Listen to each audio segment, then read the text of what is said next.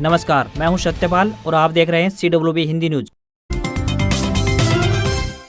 शक संवत 1945 विक्रम संवत 2080 आज सावन मास के शुक्ल पक्ष की पंचमी तिथि और दिन सोमवार है।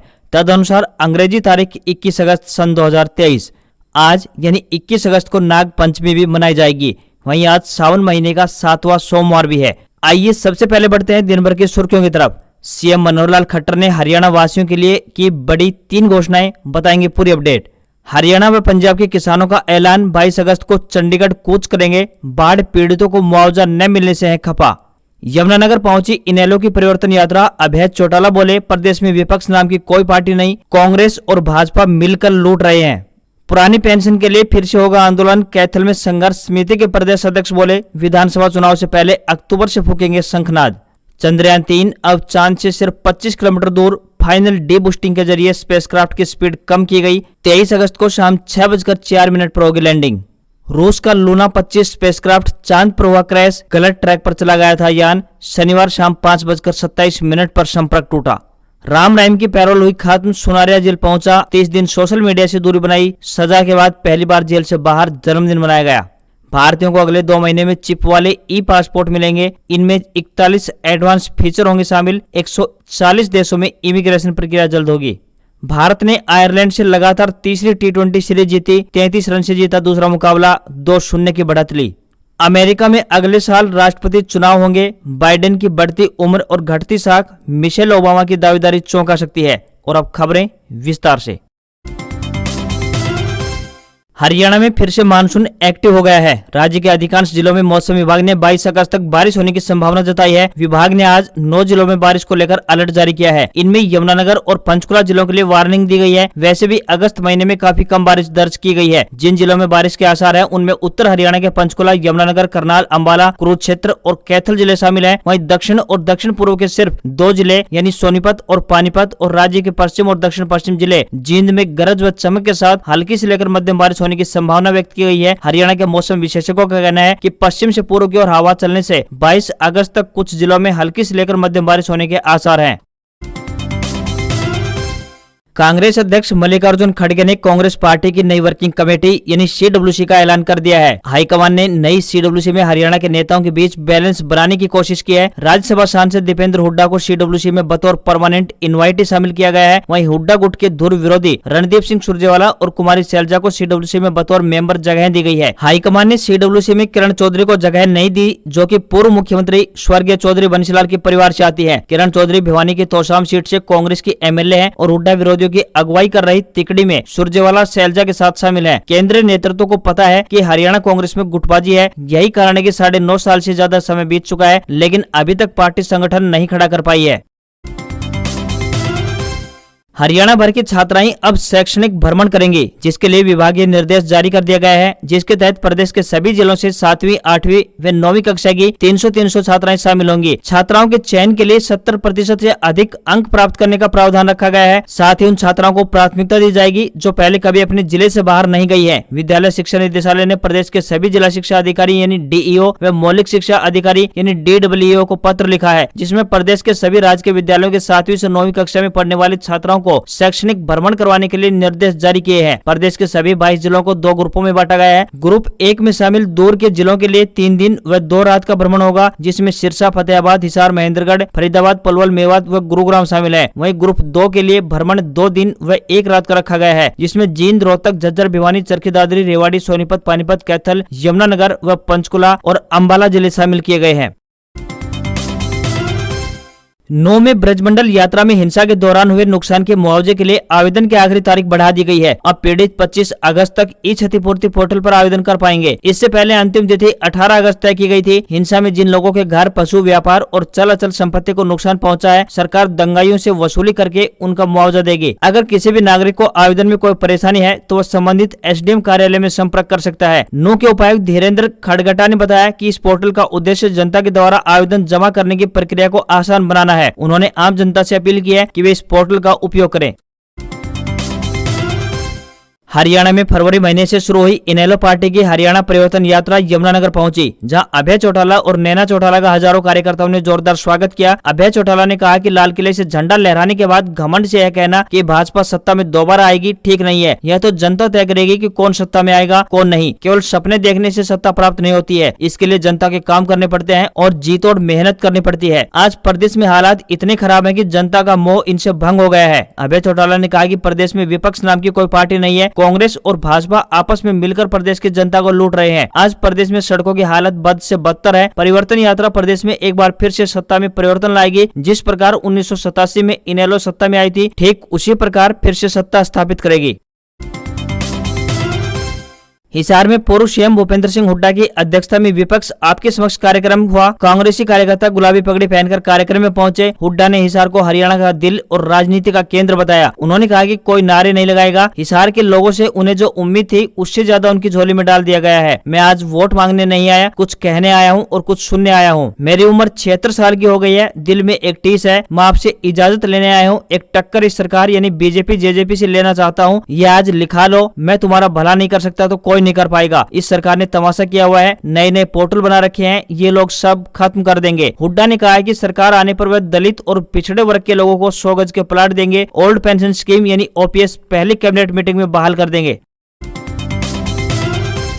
हरियाणा सरकार के स्पोर्ट्स फंड सर्कुलर को लेकर निजी स्कूलों में हड़कंप मच गया है। नए सर्कुलर में ऐसे बच्चों को भी शामिल किया गया है जो स्पोर्ट्स एक्टिविटी में शामिल ही नहीं होंगे। इसके बाद भी उन्हें स्पोर्ट्स फंड जमा करना होगा। इस सर्कुलर को लेकर हरियाणा प्रोग्रेसिव स्कूल कॉन्फ्रेंस यानी HPSC के साथ सभी प्राइवेट स्कूल संचालक भी आ गए हैं। दोनों संगठनों की ओर से आज यानी सोमवार से प्रदेश भर में शुरू होने वाली डिस्ट्रिक्ट लेवल गेम्स के बाइकाट का ऐलान कर दिया गया है। हरियाणा शिक्षा विभाग की ओर से जारी स्पोर्ट्स सर्कुलर में स्कूल में पढ़ने वाले हर बच्चे से स्पोर्ट्स फंड जमा कराने को कहा गया है। लेह लद्दाख में शनिवार को हुए सड़क हादसे में हरियाणा के 4 जवान शहीद हो गए हैं। बता दें कि शनिवार को लेह से 6 किलोमीटर दूर नौमा तहसील की क्यारी नामक जगह पर सेना का एक ट्रक अचानक 60 फीट खाई में जा गिरा, जिसमें सेना के 10 जवान सवार थे। इनमें से 8 मौके पर ही शहीद हो गए थे। 2 को लेह अस्पताल पहुंचाया गया। इनमें से 1 शहीद हो गया तो 1 जवान गंभीर हालत में उपचाराधीन है। अब कुल 9 लोग यानी 1 जूनियर कमीशन ऑफिसर सहित 8 जवान शहीद हो गए हैं। हादसा शनिवार शाम 6:30 बजे का बताया गया है। शहीद होने वाले जवान मनमोहन सिंह जिला पलवल, नायब सूबेदार रमेश लाल जिला फतेहाबाद, अंकित जिला रोहतक हरियाणा के थे। वहीं राष्ट्रपति द्रौपदी मुर्मू, पीएम नरेंद्र मोदी, रक्षा मंत्री राजनाथ सिंह, गृह मंत्री अमित शाह, जेपी नड्डा, कांग्रेस अध्यक्ष मल्लिकार्जुन खड़गे, राहुल गांधी समेत कई नेताओं ने हादसे पर दुख जताया है। हरियाणा के 9 में हुई हिंसा को लेकर दिल्ली स्थित जंतर मंतर में आयोजित महापंचायत में बवाल हो गया। इस महापंचायत में महामंडलेश्वर यति नरसिंहानंद ने भड़काऊ भाषण दिया। इस पर दिल्ली पुलिस ने एहतियातन महापंचायत को रोक दिया। साथ ही नरसिंहानंद को जबरन पंचायत से ले गई। इस दौरान उन्हें पुलिस ने मीडिया से भी बात नहीं करने दी। यह महापंचायत ऑल इंडिया सनातन फेडरेशन ने बुलाई थी, जिसमें हरियाणा के गोरक्षक मोनू मानेसर और बिट्टू बजरंगी पर चर्चा की गई। इधर दिल्ली पुलिस ने इस पंचायत की वीडियोग्राफी कराई। पंचायत में वक्ताओं ने हिंसा में मरने वाले लोगों को सरकार के द्वारा मुआवजा देने की मांग की। साथ ही वहां रहने वाले हिंदू समाज की सुरक्षा को लेकर चिंता प्रकट की। सरकार से कहा गया कि मेवात में रहने वाले हिंदू समाज के लोगों की सुरक्षा सुनिश्चित की जाए। वहीं दिल्ली में जंतर मंतर पर पंचायत में पलवल, नूंह, गुरुग्राम, रेवाड़ी, दिल्ली, रोहतक, झज्जर व अन्य क्षेत्रों से लोग भाग लेने पहुंचे थे। हरियाणा को एक और वंदे भारत ट्रेन मिलेगी। रेलवे का अंबाला डिवीजन इस ट्रेन को चलाने की तैयारी कर रहा है। यह नई ट्रेन चंडीगढ़ से जयपुर रूट पर दौड़ेगी। वहीं रेलवे द्वारा वंदे भारत ट्रेनों के लिए नए मार्ग तलाशे जा रहे हैं। उत्तर रेलवे के अंबाला डिवीजन ने दिल्ली के रास्ते चंडीगढ़ जयपुर मार्ग के लिए वंदे भारत की मांग की है। डिवीजन को उम्मीद है कि रेलवे बोर्ड इसे हरी झंडी दे देगा। वर्तमान की बात करें तो 3 वंदे भारत ट्रेनें अंबाला डिवीजन से होकर गुजरती है। वर्तमान में चंडीगढ़ से जयपुर के लिए 2 ट्रेनें यानी गरीब रथ और दौलतपुर चौक साबरमती बीजी एक्सप्रेस चल रही है। अधिकारियों का मानना है कि चंडीगढ़ जयपुर रूट पर नई ट्रेन शुरू होने से न सिर्फ यात्रियों को नया अनुभव मिलेगा बल्कि यात्रा का समय भी कम होगा। हालांकि इस यात्रा का समय और किराया रेलवे बोर्ड द्वारा तय किए गए रूट पर निर्भर करेगा।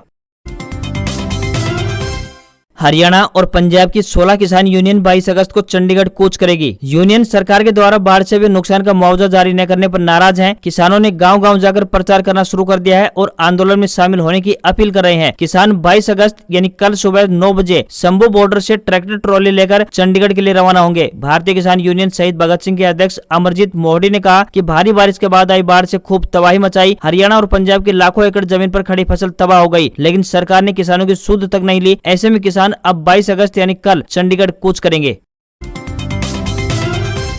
हरियाणा के भाजपा नेता व पूर्व केंद्रीय मंत्री बीरेंद्र सिंह 2 अक्टूबर को जींद में रैली करने जा रहे हैं। बीरेंद्र सिंह ने रैली से पहले इन चर्चाओं को खारिज कर दिया कि वे भाजपा छोड़ने वाले हैं और नई राजनीतिक जगह की तलाश कर रहे हैं। बीरेंद्र सिंह ने कहा कि भाजपा से सिर्फ अपने विचार ठोस तरीके से रखता हूं। आज के दिन भाजपा जिस तरह से रणनीति को तैयार कर रही है उससे भाजपा का ग्राफ और अधिक बढ़ेगा। अगर वह गठबंधन में मिलकर चुनाव लड़ेंगे तो नुकसान होगा। उनका परिवार भाजपा से ही चुनाव लड़ेगा। बीरेंद्र सिंह ने कहा कि भाजपा 10 साल सत्ता में है, उसने एक सामाजिक रूप से विस्तार लोगों को जोड़ने का काम किया है। भाजपा एक मजबूत पार्टी है। बीरेंद्र सिंह ने कहा कि 2 अक्टूबर को जींद में होने वाली मेरी आवाज सुनो रैली का कार्यक्रम बीजेपी छोड़ने, कांग्रेस में जाने, अपना नया दल बनाने या फिर किसी बड़े गठबंधन की योजना बनाने आदि से परे हटके है।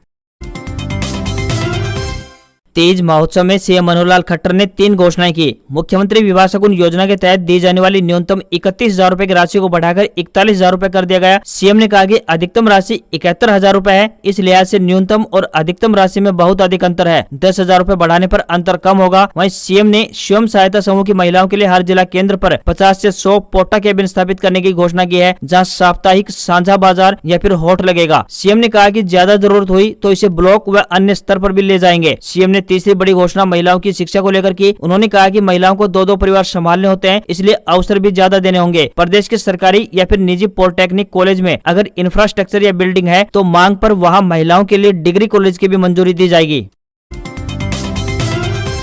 हरियाणा के फरीदाबाद जिले में यमुना खादर से लगते मोठोका गांव में इंडस्ट्रियल टाउनशिप विकसित की जाएगी। इसके लिए योजना लगभग तैयार कर ली गई है। करीब 100 एकड़ में इंडस्ट्रियल टाउनशिप विकसित करने की योजना है। ऐसे में यहाँ आईटी सेंटर, डाटा सेंटर अथवा मैन्युफैक्चरिंग के प्लांट लग सकते हैं। इससे इस क्षेत्र में युवाओं के लिए रोजगार के अवसर पैदा होंगे। इसके अलावा पलवल में जेबीएम कंपनी इलेक्ट्रॉनिक्स बस बनाएगी। इन दोनों जिलों में उद्योगों के आने से रोजगार के अवसर पैदा होंगे। ये जानकारी डिप्टी सीएम दुष्यंत चौटाला ने दी है। वह रविवार को मोहना गाँव में जेजेपी की नवसंकल्प रैली को संबोधित कर रहे थे। उन्होंने ये भी बताया कि हरियाणा सरकार के प्रयास से मेवात में 180 एकड़ में मोबाइल फैक्ट्री लगाई जा रही है, जिसमें मोबाइल की बैटरी बनाकर रहेगी। अगले साल से इस कंपनी में उत्पादन शुरू होने की संभावना है। इसके अलावा मानेसर में बहुत बड़ा वेयर हाउस बनाया जा रहा है। पलवल में जेबीएम कंपनी इलेक्ट्रॉनिक बस बनाने के लिए प्लांट लगा रही है। इन उद्योगों के शुरू होने से युवाओं को रोजगार के बेहतर अवसर मिलेंगे।